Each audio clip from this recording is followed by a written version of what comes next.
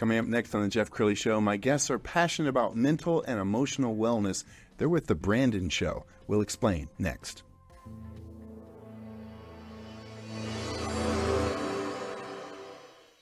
Many are predicting that the worst is yet to come, which is unfortunate, said one person here. Until now, they've enjoyed the reputation of being the nation's icebox. Watched a burglar in his home this morning by webcam. As a journalist of over 25 years, stories are what make my world turn. Reporting live from the Dallas newsroom tonight, Jeff Crilley, Fox 4 News. But in 2008, I took the jump from my familiar life and started a PR firm from my home. We're talking about anyone with a camcorder like the one I'm using becomes a television network. We started slowly growing the company, and we now have over 100 clients, and we've branched into the world of live digital broadcasting. I now own 8 different TV studios and have a huge team, and the stories that I now get to share are sometimes the most important of my life. Life has a funny way of coming around full circle. This is the Jeff Crilley Show. Well, I've said this on the show before. I think all of us are walking around with undiagnosed PTSD. You can't take the whole world and put it on timeout for 2 years because of COVID and not expect that to have mental and emotional repercussions. My next guests are very passionate about this, and they've come together on The Brandon Show. Nicole Blackwell and Brandon Gillespie. Thanks for coming on the show. Thank you. Well, I want to hear your journeys. Like, how did you guys meet? So we met at the University of North Texas back in 2001. Don't tell everything. A while ago. A while ago.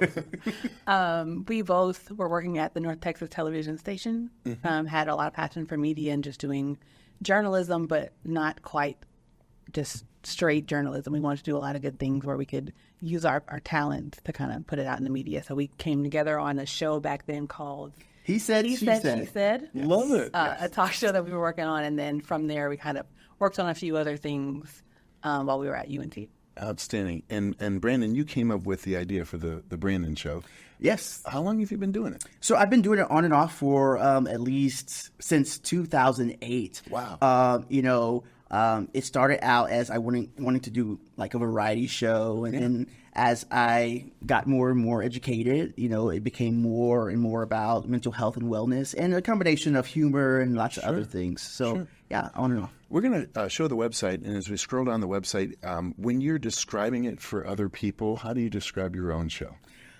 It's a variety. So sometimes, I'm Dr. Brandon talking about mental health, and then other times I'm doing skits. So it's really a wide spectrum of who I am. I show up as myself authentically in every aspect. So whether I'm talking about mental health or talking about jokes, it's me. And you were telling me that you have known since you were just a kid in elementary school that you were meant to be in front of the camera. You were meant to be out there. Oh my gosh. So pre-K, I was a bee. Okay. Elevated to a mouse in kindergarten. And then in 5th grade, I don't know what character I was, but I was on stage. And every time I was on stage, it was just something different. Like the feeling of the audience laughing, when I didn't know my lines and me coming up with something extemporaneously. I've always loved the stage. Well, you're born to do this. We're going to show some video from one of his recent shows. And so, Brandon, talk about how you choose your guests when, like this show that we're putting up on the screen right here. I'm trying to remember who your guest was that time, but... So this is actually in my apartment, the set there.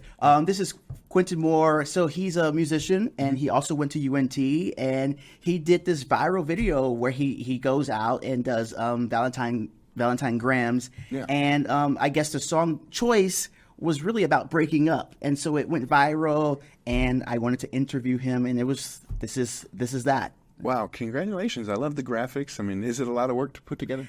It's a lot of work. I do all the graphics. I do everything. And, as I was talking earlier, we need support. And that's why I have Nicole here, because she's the producer, and we just can't do everything by ourselves. Yes. And I want you guys to know more about Nicole. As I was prepping for this show, I found her TED Talk. Yeah. Let's go ahead and roll that.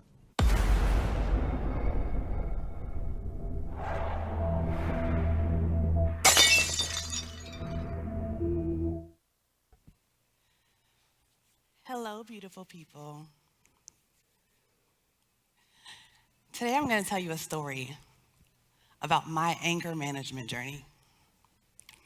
Before I start, I know many of you are already thinking, there is no way this girl needed anger management. Well, let me tell you, it took me a long time to get here. I grew up a shy, emotional kid, and I didn't really know how to express myself. As I got older, I outgrew some of the shyness and became a little more outspoken, maybe a little too outspoken. I never quite learned the balance between passive-aggressive silence and full-blown outbursts of anger. That middle lane that most therapists would call assertiveness, yeah, I never found it. It wasn't until a friend of mine pulled me aside to let me know I had become verbally abusive that I realized I had a problem.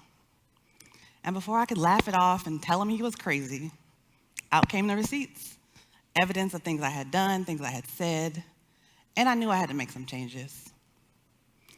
So I signed myself up for anger management classes. It was there that I learned about something called triggers. Our triggers are those things that remind us of experiences in our past that have caused us pain or trauma. I also learned that anger is our default emotion, and it always covers up what we're really feeling. I realized if I could find a correlation between my triggers and what caused them, I could give myself the choice to respond better. And that's what I want to share with you today. I invite you to consider this example. I mentioned that I was shy and soft-spoken, so I've worked very hard at being able to enunciate my words and project my voice when I'm speaking to people. Even right now, as I speak to you from this stage, I'm conscious of it because I recognize that in order for my words to matter, you have to be able to hear them. But when I'm speaking to someone on the phone and they can't hear me, and they say things like, "Can you speak up?" or "speak into the phone," I'm instantly triggered. So the first thing that I have to do is acknowledge how I'm feeling. Most of us don't like to acknowledge how we feel because it requires us to be vulnerable, and nobody wants to do that, right? Once I acknowledge how I feel, now it's time to identify the cause. What just happened? Well, I was speaking with someone on the phone, and they told me to speak into the phone like I wasn't already doing that, and it made me angry. But why? I've just shared with you all how hard I work to be able to speak clearly to people. So when someone says they can't hear me, what I hear them say is, "You are still bad at this." That's not what they said, but that's what I interpreted based on my own insecurity. So now, I've acknowledged how I feel. I've identified the cause. Now it's time to consider the alternative. Is it possible that this person didn't mean to offend me? I have this issue often with my mother. My mom lost a good percentage of her hearing at a concert when I was really young, so she's always telling me she can't hear me, and every time I'm triggered. But I have to remember, this is my mom. She loves me. She's not telling me that I'm bad at speaking to people. She's just saying that for whatever reason, she didn't hear what I said. It is a consideration of this alternative that allows me to respond better. I'm able to opt out of feeling angry in that moment and respond in a way that will allow us to continue our conversation instead of stopping to talk about why my feelings are hurt. So I want to empower you to do the same. The next time you're feeling triggered, use your tools. Acknowledge how you're feeling, identify the cause, and consider the alternative. And you too can opt out of anger. Thank you.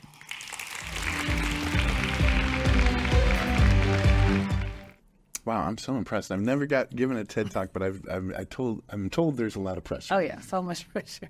It's fun though. It was a fun experience for sure. But I love that they got to hear your heart, and I want you to talk about how your experience contributes to the Brandon Show. So I think that understanding how important emotional wellness and preparing yourself mentally is for just functioning every day. Like you said, we shut down the world for a long time, and a lot of us who didn't have experience really honing in on our mental health and emotional wellness really didn't do well. And so I am passionate about making sure that people who don't have the resources or wouldn't even think to look at a YouTube video or watch the Brandon Show to be able to have an experience that will be uplifting and supporting them at a time that's pretty hard. Yeah, and what I like about it, Brandon, is you can be fun and make people laugh, and you can also get serious in the same show. Absolutely. You know, we are all about joy. Joy is important. Sometimes I think people think when you're depressed or you're sad or you're anxious, that joy has to be left behind. Yeah. And joy can happen every single day. And that's what we hope to do with this Brandon Show. Wow, outstanding. You're also, you've got this kind of man on the street segment that you do. Yes. So we're going to go and play one clip. It's the first episode of Relationship with Dr. Brandon. I'm in the heart of Harlem, and I've got your questions answered. How do you get rid of the bloat in the middle part of your stomach? I'm a mental health coach. Take a crap. That's all I know.